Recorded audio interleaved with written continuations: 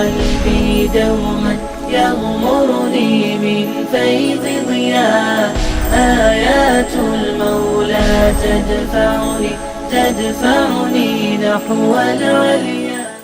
ثم ان ربک للذین ہاجروا من بعد ما فتنوا، جنہوں نے ہجرت کی اس کے بعد کہ وہ آزمائش میں ڈالے گئے. ثم جاہدوا وصبروا، پھر انہوں نے جہاد کیا اللہ کے راستے میں اور استقامت دکھائی.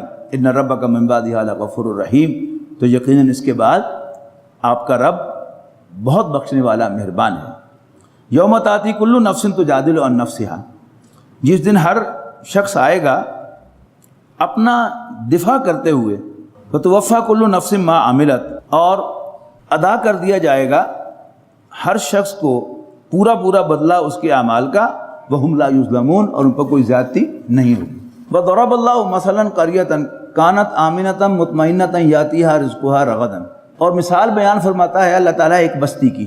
کانت آمنۃ مطمئنۃ یاتیھا رزقھا رغدا من کل مکان، جو تھی امن اور اطمینان والی، پہنچتا تھا انہیں ان کا رزق با فراغت ہر جگہ سے.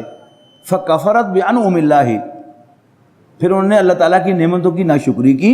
فذاق اللہ لباس الجوع، تو اللہ تعالیٰ نے ان کو مزہ چکھایا بھوک کے لباس کا، والخوف، اور خوف کے، بما کانوا یصنعون، ان کی کرتوتوں کی وجہ سے جو وہ کیا کرتے تھے. محترم ڈاکٹر سارا احمد صاحب حیات تھے، تو انجمن خدام القرآن کا ایک کیس ہائی کورٹ میں تھا، تو وقفہ ہو گیا کورٹ کا، اور اس کے بعد پھر ڈبل بینچ آن ہونا تھا، اور پھر اس کے بعد واپس جو ہے وہ سنگل بینچ کے کیسز جو ہے وہ ان کی ہیئرنگ ہونی تھی. تو 3 گھنٹے کا وقفہ تھا. میں اور انجمن کے ناظم اعلیٰ اور ناظم بیت المال، ہم نے اس وقت کا استعمال کیا کہ ہم قرآن اکیڈمی لاہور چلے گئے ڈاکٹر صاحب سے ملاقات کرنے کے لیے. تو وہاں ہم نے پوچھا کہ جی کراچی کے حالات بڑے خراب ہیں، اس کے بارے میں آپ کا تبصرہ کیا ہے؟ تو ڈاکٹر صاحب نے فرمایا کہ کراچی جو ہے وہ اصل میں اس آیت کا مصداق ہے. وافر رزق تھا اللہ تعالیٰ کی طرف سے، جو جاتا تھا، جس کو پنجاب میں روزی نہ ملے وہ کراچی جاتا تھا، اس کو روزی ملتی تھی. اور پھر ایک وقت آیا کہ لوگ کراچی کو چھوڑ کر واپس آئے، اور وہاں رزق کی تنگی تو بہت دور کی بات ہے، زندگی بھی تنگ ہو گئی، اور بہت سے لوگوں کو وہاں سے جان بچا کر بھاگنا پڑا. کس کی وجہ سے؟ ناشکری کی وجہ سے. وَلَقَدْ جَاءَهُمْ رَسُولٌ مِّنْهُمْ، اور یقیناً آئے ان کے پاس ایک رسول انہی میں سے. فَكَذَّبُوهُ، تو انہوں نے اس کو بھی جھٹلا دیا. فَأَخَذَهُمُ الْعَذَابُ، پھر پکڑا ان کو عذاب نے. وَهُمْ ظَالِمُونَ، اس لیے کہ وہ ظلم کر رہے تھے، ناانصافی، زیادتی. فَكُلُوا مِمَّا رَزَقَكُمُ اللَّهُ حَلَالًا طَيِّبًا، پس کھاؤ جو کچھ ہم نے تمہیں عطا کیا اس میں سے حلال اور پاکیزہ. وَاشْكُرُوا نِعْمَتَ اللَّهِ إِن كُنتُمْ إِيَّاهُ تَعْبُدُونَ، اور شکر ادا کرو اللہ تعالیٰ کی نعمت کا اگر تم واقعی اسی کے بندے ہو. انما حرم علیکم المیتۃ والدم ولحم الخنزیر وما اہل لغیر اللہ بہ، بے شک تم پر حرام کیا ہے اللہ تعالیٰ نے مردار، خون، سور کا گوشت، اور جس پر غیر اللہ کا نام لیا گیا ہو. البتہ فمن اضطر غیر باغ ولا عاد، البتہ جو حالت اضطرار میں آئے، یعنی بالکل مجبور ہو جائے، اس کی جان نکلنے کو آ جائے، اگر وہ کھا لے غیر باغ ولا عاد، بغیر اپنے دل میں کوئی بغاوت رکھے ہوئے، سرکشی نہ ہو، اللہ تعالیٰ کے حکم سے سرتابی کی، ولا عادن، اور حد سے نہ بڑھے. فإن اللہ غفور الرحیم، تو اللہ تعالیٰ بخشنے والا مہربان ہے. ولا تقولوا لما تصف السنتکم الکذب ھذا حلال وھذا حرام، اور نہ کہہ دیا کرو تم ایسے ہی جو آ جائے تمہاری زبان پر جھوٹ کہ یہ حلال ہے اور یہ حرام ہے. لتفتروا علی اللہ الکذب، کہ تم اللہ تعالیٰ پر جھوٹ باندھنے لگو. ان الذین یفترون علی اللہ الکذب، بے شک وہ لوگ جو اللہ تعالیٰ پر جھوٹ باندھتے ہیں، لا یفلحون، فلاح نہیں پائیں گے. متاع قلیل، جھوٹ کا فائدہ تھوڑا سا ہے، اٹھا لو. وَلَهُمْ عَذَابٌ علیم، اور بالآخر ان کے لیے ایک دردناک عذاب ہے. وَعَلَى الَّذِينَ هَادُوا حَرَّمْنَا مَا قَصَصْنَا عَلَيْكَ مِنْ قَبْلُ، اور ان لوگوں پر بھی جو یہودی کہلائے حرام کیا تھا ہم نے، ما قصصنا علیک من قبل، وہ سارا جو ہم نے پہلے بھی آپ پر بیان کیا ہے کہ وہ حرام ہے. ابھی جو آیت میں آیا، وما ظلمناہم، اور ہم نے ان پر کوئی زیادتی نہیں کی، ولیکن کانوا انفسہم یظلمون، بلکہ وہ خود ہی اپنے اوپر زیادتی کرنے والے تھے۔ ثم ان ربک للذین عملوا السوء، پھر بھی یقیناً تیرا رب ان لوگوں کے لیے جو برائی کرتے ہیں، بجہالت، جذبات میں آ کر یا لا علمی میں، ثم تابوا من بعد ذلک، اور پھر اس کے بعد توبہ کرتے ہیں، واصلحوا، اور اپنی اصلاح کرتے ہیں، ان ربک من بعدھا لغفور الرحیم، تو یقیناً آپ کا رب اس کے بعد ان کے لیے بڑا غفور الرحیم ہے۔ ان ابراہیم کان امۃ قانتا للہ حنیفا، حقیقت یہ ہے کہ ابراہیم اپنی ذات میں پوری ایک امت تھے، پوری ایک جماعت تھے، قانتا للہ حنیفا، قنوت کہتے ہیں دس بستہ کھڑے ہونے کو، اور یہ استعارہ ہے اطاعت کے لیے، یعنی یہی لفظ ہے دعائے قنوت۔ دعائے قنوت کیوں کہلاتی ہے کہ وہ قیام کے وقت پڑھی جاتی ہے، نارملی انسان دعا کرتا ہے بیٹھ کر، لیکن وہ دعا جو ہے وہ کھڑے ہو کر پڑھی جاتی ہے، لہذا اس کو دعائے قنوت کہتے ہیں۔ لیکن قنوت کے معنی کیا ہے؟ دس بستہ کھڑے ہونا، اور وہ استعارہ ہے اطاعت کے لیے۔ قانتا للہ، اللہ تعالیٰ کا فرما بردار، حنیفاً، یکسو ہو کر، ولم یک من المشرکین، اور یقیناً میرا یہ بندہ مشرکوں میں سے نہیں تھا۔ لا الہ الا اللہ جو ہے اس کے فقہی معنی تو کیا ہے کہ کوئی شخص جو مراسم عبودیت ہیں وہ اللہ تعالیٰ کی ذات میں کسی کو شریک نہ بنائے، اور مراسم عبودیت وہ کسی اور کے لیے ادا نہ کرے۔ لیکن صوفیاء کرام اس کے مطالب میں لا محبوبہ الا اللہ بھی کہتے ہیں، لا مطلوبہ الا اللہ بھی کہتے ہیں، لا مقصودہ الا اللہ بھی کہتے ہیں، اور یہ ساری جو ایکسپریشنز ہیں آپ نے اگر ایک شخص میں دیکھنے ہو تو حضرت ابراہیم علیہ السلام، ما کان من المشرکین، وہ ہرگز مشرکوں میں سے نہیں تھا، یعنی محبت میں بھی اللہ تعالیٰ کے ساتھ کوئی شریک ان کے دل میں شریک نہیں تھا، صرف اللہ تعالیٰ کی جگہ تھی، حکم بھی اسی کا مانتے تھے یکسو ہو کر، پیار بھی اسی سے کرتے تھے، اور اس کے لیے مرنے کو تیار تھے، اور بھروسہ بھی اسی پر کرتے تھے، یہاں تک کہ جبرائیل بھی پیشکش کرے کہ میں آپ کی مدد کروں تو اسے کہتے ہیں میرے رب کو ہے نا میری خبر، وہ کہتے جی اللہ کو تو ہے پتہ، جا تو تم کام کر اپنا، تو کون میں خام خواہ، میرا رب میرے لیے کافی ہے۔ یعنی ہم سب کہتے ہیں کہ ہم اللہ تعالیٰ پر توکل کرتے ہیں، اللہ تعالیٰ پر بھروسہ کرتے ہیں، لیکن کتنا ہم اللہ تعالیٰ پر بھروسہ کرتے ہیں وہ بھی ہمیں معلوم ہے۔ یہ ہوتا ہے اللہ تعالیٰ پر بھروسہ کرنا۔ جب قرآن مجید حضرت ابراہیم علیہ السلام کے بارے میں کہتا ہے کہ وہ مشرک نہیں تھے، تو شرک کی جو کوئی بھی شکل ہے کوئی بری میں نہیں تھی۔ اور پھر آگے پڑھیے بھی، ان ابراہیم کان امۃ قانتا للہ حنیفا ولم یک من المشرکین شاکرا لانعمہ، اللہ تعالیٰ کی نعمتوں پر شکر ادا کرنے والا، اجتباہ، اللہ تعالیٰ نے انہیں منتخب کیا، پسند کر لیا، چن لیا۔ اس سے زیادہ انسان کی کوئی خوش بختی ہو سکتی ہے کہ اللہ تعالیٰ کہے کہ میں نے تجھے چن لیا، میں نے اسے چن لیا، میں نے اسے پسند کر لیا۔ خلیل کا لفظ جو ہے، خلت جو ہے، وہ انتہائی جو جگری یار والا معاملہ ہوتا ہے نا، اس کے لیے آتا ہے۔ تو پوری نوع انسانی میں سے اللہ تعالیٰ نے ایک بندے کو منتخب کیا جسے کہا کہ وہ میرا دوست ہے۔ آپ کسی کلاس کے طالب علم ہوں جہاں 50 طلبہ ہوں تو یہ کلاس فیلوشپ تو بائی ڈیفالٹ ہوتی ہے، لیکن پھر ان 50 میں سے کسی ایک کو دوست بناتے ہیں، دیٹ از یور چوائس۔ آپ کسی دفتر میں کام کرتے ہیں، وہاں 30 ملازم ہیں، ان میں سے کسی ایک کے ساتھ آپ کی دوستی ہوتی ہے، یہ آپ کا انتخاب ہوتا ہے۔ تو پوری نوع انسانی میں سے اللہ تعالیٰ کا انتخاب کیا ہے؟ واتخذ اللہ ابراہیم خلیلا، اور ابراہیم کو تو اللہ تعالیٰ نے دوست ہی بنا لیا۔ ہاں ہاں، شاکر لانعمہ اجتباہ وہداہ الی صراط مستقیم، اللہ تعالیٰ نے اس کو چن لیا اور انہیں ڈائریکٹ کیا سیدھے راستے کی طرف۔ وآتیناہ فی الدنیا حسنہ، اور ہم نے انہیں دنیا میں بھی حسنہ سے نوازا۔ وإنہ فی الآخرۃ لمن الصالحین، عام طور پر تو دنیا کی حسنہ سے مراد جو ہے وہ دنیاوی ساز و سامان ہی لیا جاتا ہے، لیکن حسنہ کا ایک ترجمہ بالکل نظر انداز کر دیا جاتا ہے کہ حسنہ کے معنی نیکی ہوتے ہیں، اور اس کی جمع حسنات ہے۔ تو یہ دعا جو ہے وہ ربنا آتنا فی الدنیا حسنہ، ہم اس میں وہ چیز نکال ہی لیتے ہیں کہ یہ دعا ہے کہ اللہ تعالیٰ مجھے حسنات کی توفیق عطا فرما. اس لیے کہ سورہ بقرہ میں اس سے پہلی جو دعا ہے جس کو کنڈیم کیا گیا ہے اس میں حسنہ کا لفظ نہیں ہے. ربنا آتنا فی الدنیا اس کو کہا ہے کہ وما لہم فی الآخرۃ من خلاق. لیکن یہ دعا جو ہے ربنا آتنا فی الدنیا حسنۃ وفی الآخرۃ حسنۃ، تو پہلی دعا میں دنیا مانگی گئی تھی. اس دوسری دعا میں جس کو اللہ تعالیٰ نے پسند فرمایا ہے اس میں دنیا کی حسنہ مانگی گئی ہے. اور حسنہ نیکی کو کہتے ہیں، اس کی جمع حسنات ہے، نیکیاں. وَآتَيْنَاهُ فِي الدُّنْيَا حَسَنَةً، اور ہم نے ان کو دنیا میں حسنہ سے نوازا. وَإِنَّهُ فِي الْآخِرَةِ لَمِنَ الصَّالِحِينَ، اور وہ آخرت میں بھی یقیناً انتہائی نیک بندوں میں سے ہوں گے.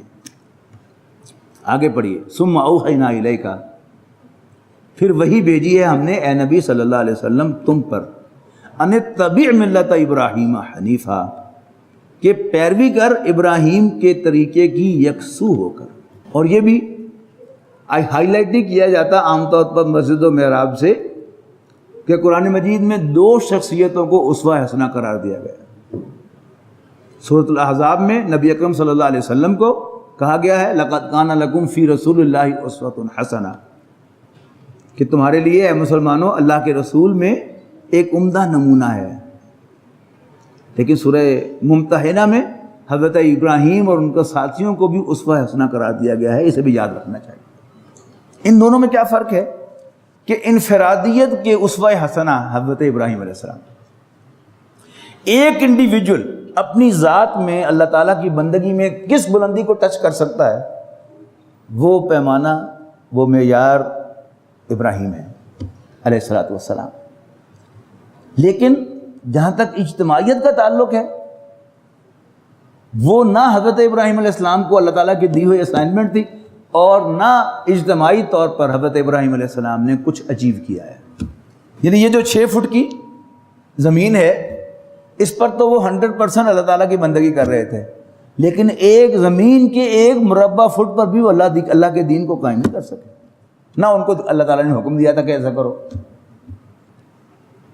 اس لیے کہ جیسے اللہ تعالیٰ نے ایک انسان کو ایک بوند سے پیدا کیا، اس بوند میں بھی لاکھوں جرثومے ہوتے ہیں، سپرمز ہوتے ہیں، اور صرف ایک سپرم جو ہے وہ کام آتا ہے جس سے ایک نیا بچہ جو ہے وجود میں آتا ہے. اور پھر اس ایک سے ڈیوائیڈ ہو کر، یعنی آدھا سیل جو ہے وہ ماں کی طرف سے آتا ہے، آدھا باپ کی طرف سے آتا ہے، ایک سیل بن جاتا ہے. اور پھر وہ ایک سیل جو ہے وہ ملٹیپلائی ہوتا رہتا ہے اور 28 ٹریلین سیلز جو ہیں وہ فائنلی ایک انسان کے جسم میں ہوتے ہیں. 28 ٹریلین، ملین نہیں، بلین نہیں، 28 ٹریلین سیلز. تو وہ کیا ہے، یعنی اس میں ایک ارتقاء ہوا ہے.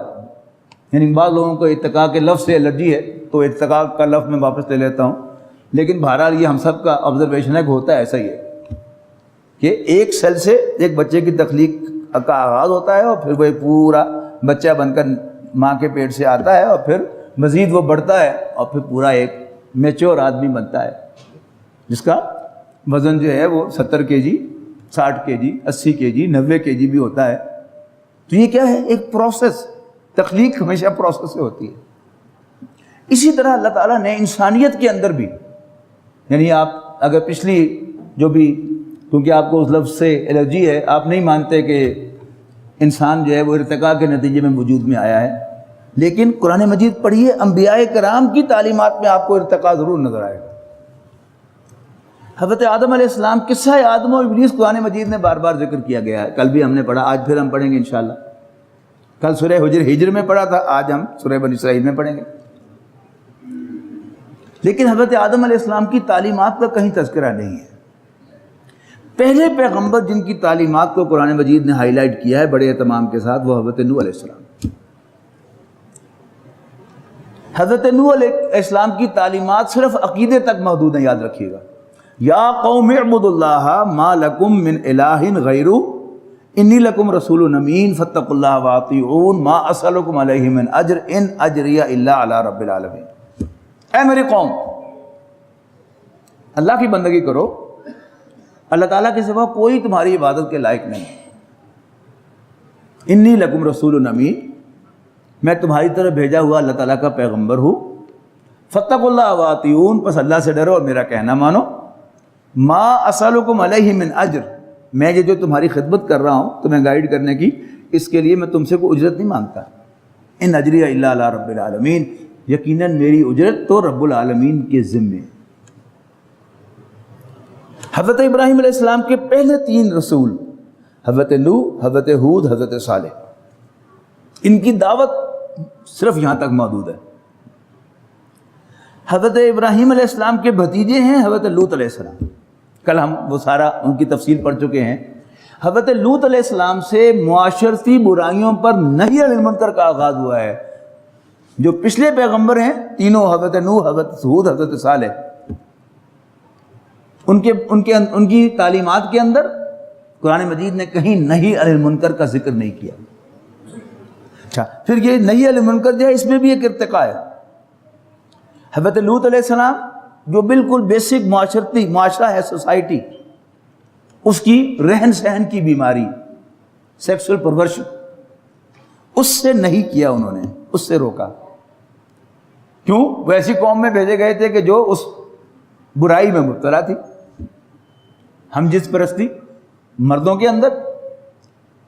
پھر حضرت شعیب علیہ السلام، ان کو مدین کی طرف بھیجا گیا، اور مدین شہر جو تھا یہ 2 بڑے جو تجارتی راستے تھے ان کے سنگم پر واقع تھا.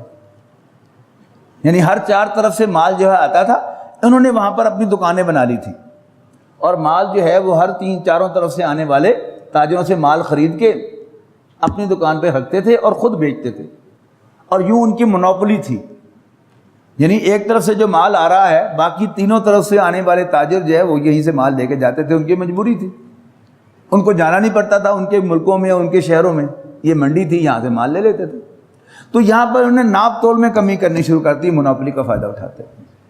تو حضرت شعیب علیہ السلام نے اس بنیادی دعوت کے ساتھ، وہ بنیادی دعوت حضرت لوط کی دعوت میں بھی موجود تھی، جس کا خلاصہ میں نے بیان کیا نا کہ اے میرے قوم، اللہ کی بندگی کرو، اللہ تعالیٰ کے سوا کوئی تمہاری عبادت کے لائق نہیں ہے.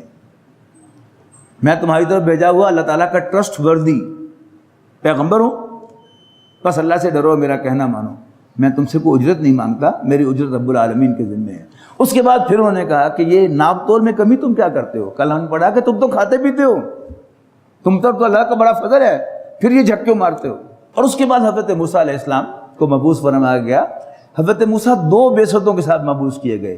آپ کی پہلی بعثت فرعون کی طرف تھی، اذهب الى فرعون انه طغى، جاؤ فرعون کی طرف، وہ سرکشی پر اتر آیا ہے، اور اسے کہو کہ بنی اسرائیل کو میرے ساتھ بھیج دو. اور دوسری ان کی بعثت تھی بنی اسرائیل کی طرف. جب فرعون غرق ہو گیا، آل فرعون غرق ہو گئے، تو پھر جو دوسری بعثت تھی حضرت موسیٰ علیہ السلام کی، یعنی رسولاً الی بنی اسرائیل، وہ بعثت فور فرنٹ پر آ گئی. اور پھر دوبارہ بلایا گیا، تورات عطا فرمائی گئی، اور تورات دے کر تقاضا کیا گیا کہ اب تم اس تورات کو قائم کرو، نافذ کرو. طریقہ کیا تھا کہ اپنا اصلی ہوم لینڈ، یعنی جہاں سے چلے تھے، حضرت یوسف علیہ السلام کے ذریعے فلسطین سے گئے تھے نا مصر، تو اپنا اصلی ہوم لینڈ فتح کرو لڑ کر، اور پھر وہاں پر تورات کو نافذ کرو. لیکن قوم نے لڑنے سے انکار کر دیا. اس کے بعد حضرت عیسیٰ علیہ السلام کی حیثیت کیا تھی؟ وہ ایک برج کی حیثیت تھی. سورہ صف پہ جا کر انشاءاللہ پڑھیں گے کہ یاد کرو جب عیسیٰ ابن مریم نے کہا یا بنی اسرائیل انی رسول اللہ علیکم، اے بنی اسرائیل میں تمہاری طرف بھیجا ہوا اللہ کا رسول ہوں، مصدقا لما بین یدی من التوراۃ، تصدیق کرتے ہوئے اس کی جو میرے سامنے تورات میں سے موجود ہے، ومبشرا برسول یاتی من بعد اسمہ احمد، اور خوشخبری دیتے ہوئے ایک ایسے پیغمبر کی جو میرے بعد تشریف لائیں گے جن کا نام احمد ہوگا. ٹھیک ہے نا؟ تو برج ہو گئے نا. حضرت موسیٰ اور رسول اللہ صلی اللہ علیہ وسلم کے درمیان برج کی حیثیت حاصل تھی حضرت عیسیٰ علیہ السلام. اور اس کے بعد پھر تشریف آوری ہوئی نبی اکرم صلی اللہ علیہ وسلم کو کی حضرت عیسیٰ علیہ السلام کے 600 سال کے بعد. 610 عیسوی میں رسول اللہ صلی اللہ علیہ وسلم پر وحی کا آغاز ہوا ہے. تو پھر آپ کو کیا دیا گیا؟ یعنی دین حق عطا فرمایا گیا، اور الہدا قرآن مجید عطا کیا گیا. کیوں عطا کیا گیا؟ 3 دفعہ، 2 دفعہ ایک دفعہ ہم یہ آیت پڑھا ہے سورہ توبہ میں، اور پھر ہم پڑھیں گے اس کو سورہ فتح کے اندر، اور پھر ہم پڑھیں گے اسی آیت کو سورہ صف کے اندر، کہ اللہ تعالیٰ نے حضور صلی اللہ علیہ وسلم کو بھیجا ہی اس لیے تھا قرآن مجید اور دین حق دے کر، لی یظہرہ علی الدین کلہ، تاکہ وہ غالب کر دیں اس کو کل کے کل دین پر، ولو کرہ مشرکون، خواہ یہ بات مشرکوں کو کتنی بری لگی۔ اچھا اب کیا ہے، یعنی اگرچہ یہ نبی اکرم صلی اللہ علیہ وسلم نے پسند نہیں فرمایا اس کو کہ تم مجھے حضرت یونس پر بھی فضیلت نہ دو جو اللہ تعالیٰ کے غضب کا شکار ہوئے اور مچھلی کے پیٹ میں ڈالے گئے، حضور صلی اللہ علیہ وسلم کی عزت انکساری ہے۔ لیکن کل صبح بھی پوچھ رہے تھے مجھے ایک نوجوان کے جی پھر حضرت ابراہیم علیہ السلام کا آپ تذکرہ کرتے ہیں اور کہتے ہیں کہ اللہ تعالیٰ ان کا ذکر کر کے خوش ہوتا ہے، تو حضور صلی اللہ علیہ وسلم پھر کہاں گئے؟ سمجھ لیجئے کہ انفرادیت کا کلائمیکس حضرت ابراہیم علیہ السلام ہے۔ کوئی فرد اپنی ذات میں جس ہائٹ کو چھو سکتا ہے وہ ہائٹ حضرت ابراہیم علیہ السلام ہے۔ لہذا انفرادیت میں خود حضور صلی اللہ علیہ وسلم سے کہا جا رہا ہے اتبع ملت ابراہیم حنیفا، پیروی کر ابراہیم کی کے طریقے کی، حنیفاً یکسو ہو کر۔ لیکن اجتماعیت میں حضرت ابراہیم علیہ السلام کو نہ اسائنمنٹ دی گئی تھی اللہ تعالیٰ کی طرف سے اور نہ آپ نے کوئی اجتماعیت کے لیے قدم اٹھایا، یہاں تک کہ میں نے عرض کیا کہ 1 مربع فٹ زمین پر بھی انہوں نے اللہ کے دین کو قائم نہیں کیا۔ ویئرز رسول اللہ صلی اللہ علیہ وسلم نے 13 برس مکہ مکرمہ میں اس کعبے کی طرف رخ کر کے نماز پڑھی جس میں 360 بت پڑے ہوئے تھے، لیکن توڑا نہیں بت۔ توڑا کب؟ جب اللہ تعالیٰ نے مکہ مکرمہ پر فتح نصیب فرمائی، تب اللہ کے رسول صلی اللہ علیہ وسلم نے بت توڑے، اور 1400 سال کے بعد بھی آج تک کعبے میں بت واپس نہیں آیا۔ جبکہ غور کیجئے، حضرت ابراہیم علیہ السلام نے جب بت توڑے پہلی اپرچونٹی ملی تو آپ کا کیا خیال ہے کہ لوگ رات کو وہ پتھر عارضی طور پر جوڑے بغیر اور ہاتھ ان کے سامنے جوڑے بغیر سو گئے ہوں گے؟ نیور ہے۔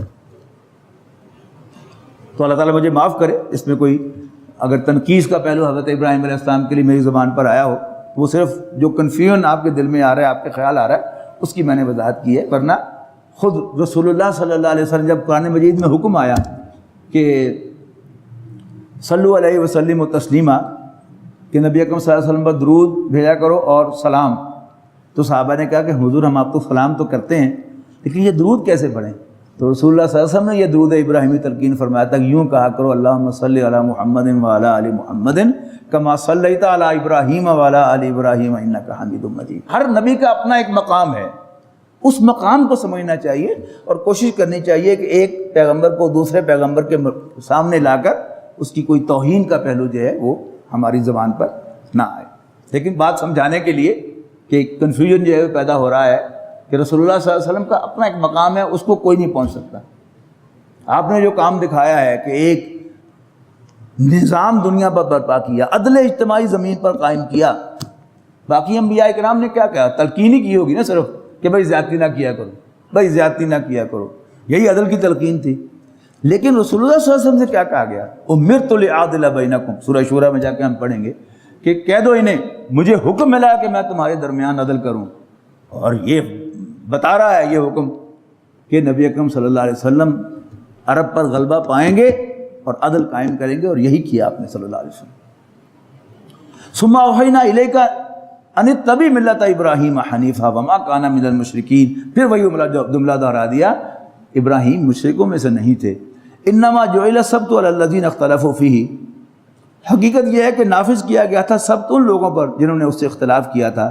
وَإِنَّ رَبَّكَ لَيَحْكُمُ بَيْنَهُمْ يَوْمَ الْقِيَامَةِ، اور یہ کہ تیرا رب ضرور فیصلہ فرمائے گا ان کے درمیان قیامت کے دن، فیما کانوا فیہ یختلفون، ان امور میں جن میں یہ اختلاف کرتے ہیں۔ ادع الی سبیل ربک بالحکمۃ والموعظۃ الحسنۃ وجادلہم باللتی ہی احسن، اور اللہ کے راستے کی طرف، اپنے رب کے راستے کی طرف بلا حکمت و دانائی کے ساتھ اور عمدہ واز کر کے، نصیحت کر کے، وجادلہم باللتی ہی احسن، اور ان سے مباحثہ کر، ڈیبیٹ کر انتہائی اچھے طریقے سے۔ ان ربک هو عالم بمن ضل عن سبیلہ، یقیناً تیرا رب ہی خوب جانتا ہے اس کو جو اس کے راستے سے بھٹکا ہوا ہے، وهو عالم بالمہتدین، اور وہ خوب جانتا ہے ہدایت یافتہ لوگوں کو۔ وَإِنْ عَاقَبْتُمْ فَعَاقِبُوا بِمِثْلِ مَا عُوقِبْتُمْ بِهِ، اور اگر تم بدلہ لو تو تکلیف پہنچاؤ اسی قدر جس قدر تکلیف تمہیں پہنچائی گئی ہو۔ ایسا نہیں کہ انہوں نے ڈکے چڑھا ہے تو انہوں نے مار کے چھڑنا۔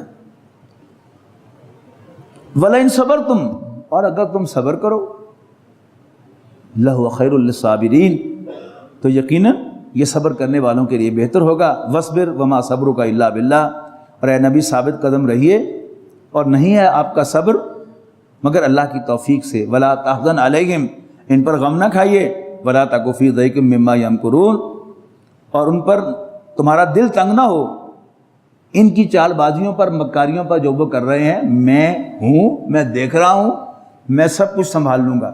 آپ کبھی مصیبت میں ہوں تو سمپلی اللہ تعالیٰ سے کہیں کہ تو ہے نا،